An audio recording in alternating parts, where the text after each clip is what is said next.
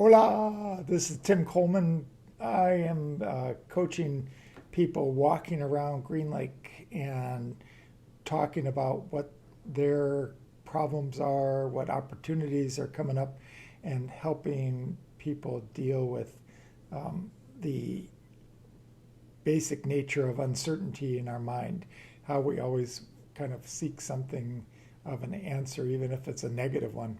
And over the years, I've been working on my own therapeutic process and also teaching a lot.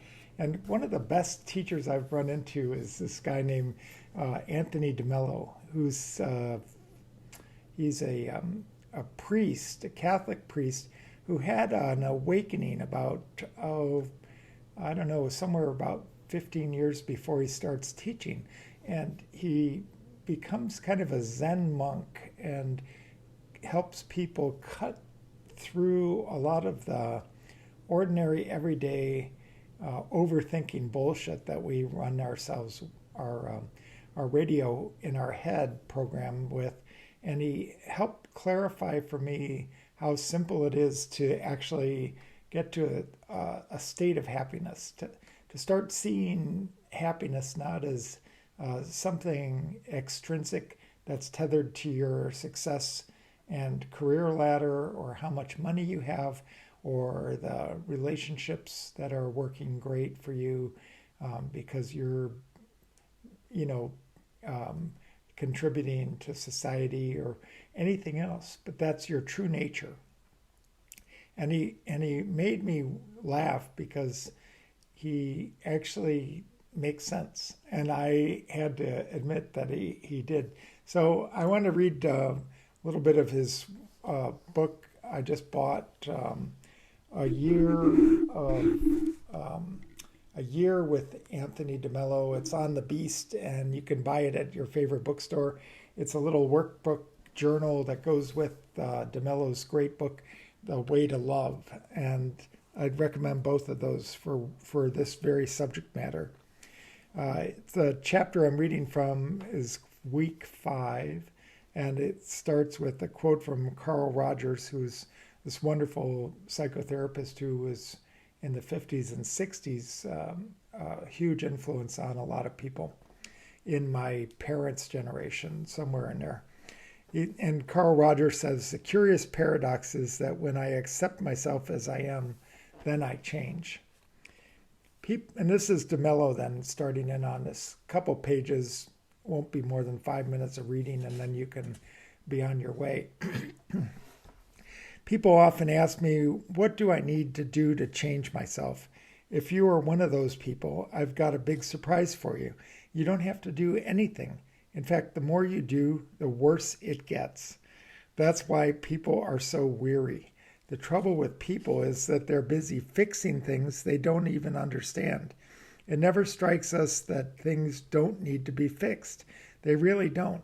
This is a great illumination. Do you know what they need? They need to be understood. They need to be understood. If they understood them, they'd change. How do you do that? Number 1, the first thing you will need to do is to get in touch with all the negative feelings that you're not even aware of. Lots of people have negative feelings they're not aware of. Lots of people are depressed and they're not aware they are depressed. It's only when they make contact with joy that they fully understand how depressed they were. What negative feelings? Gloominess, for instance. You're feeling gloomy and moody. You feel self-hatred or guilt. You feel that life is pointless, that it makes no sense. You've got hurt feelings. You're feeling nervous and tense. Get in touch with those feelings first. Number 2, the second step is to understand that the feeling is in you, not in reality. That's such a self-evident thing, but you think people know it, so stop trying to change reality. Stop trying to change the other person. Watch, observe, watch everything in you and around you as far as possible, and watch it as if it were happening to someone else. That's super important to get this. Watch yourself with a little bit of not, you don't need to take a psychotic break, but create a little bit of a gap there, like you can get from meditation and from exercise and writing in your journal, where you actually get a little bit of a gap where you're not taking the radio show in your head so seriously and you're observing all of your thoughts, including negative ones. That's what Mello's talking about here. What does Watch everything in you and around you as far as possible and watch it as if it was happening to someone else. What does that last sentence mean? It means that you do not personalize what is happening to you. It implies that you look at things as if you have no connection with them whatsoever. Number 3, the third step, never identify with that feeling. It has nothing to do with I. It doesn't have, don't define your essential self in terms of that feeling. Don't say, I am depressed. If you want to say depression is there, that's fine. If you want to say gloominess is there, that's fine. But not, I am gloomy. You're defining yourself in terms of feeling. Yet that's your illusion. That's your mistake. There is a depression there right now. There are hurt feelings there right now. But let it be. Leave it alone. It will pass. Everything passes, everything. Your depressions and your thrills have nothing to do with happiness. Those are the swings of the pendulum. If you seek kicks or thrills, get ready for depression. Do you want your drug? Get ready for the hangover. One end of the pendulum swings to the other. Number 4. The fourth step is to acknowledge how we always want someone else to change so that we will feel good. But has it ever struck you that even if your wife changes or your husband changes, what does that do to you? You're just as vulnerable as before.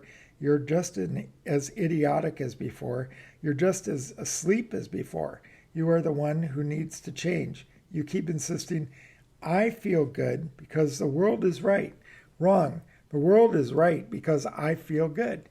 It is, if at first there is sluggishness in practicing awareness, don't force yourself. That would be effort again. Just be aware of your sluggishness without any judgment or condemnation. Step by step, let whatever happens happen. Real change will come when it is brought about not by your ego, but by reality. Awareness releases reality to change you. So here he has a couple of Q&As. What must I do for enlightenment? Nothing. Why not? Because enlightenment doesn't come from doing, it happens. Then can it never be attained? Oh, yes, it can. How? Through non-doing. And what does one do to attain non-doing? What does one do to go to sleep or to wake up? So this week, focus on the following. Carefully review the simple steps to become aware, those 4 steps I just read. Read this chapter each week or review this video if it's helpful to you. And then commit to using these steps throughout the day, integrating them into your way of being, your way of consciously relating to what happens in you and around you each day throughout the day.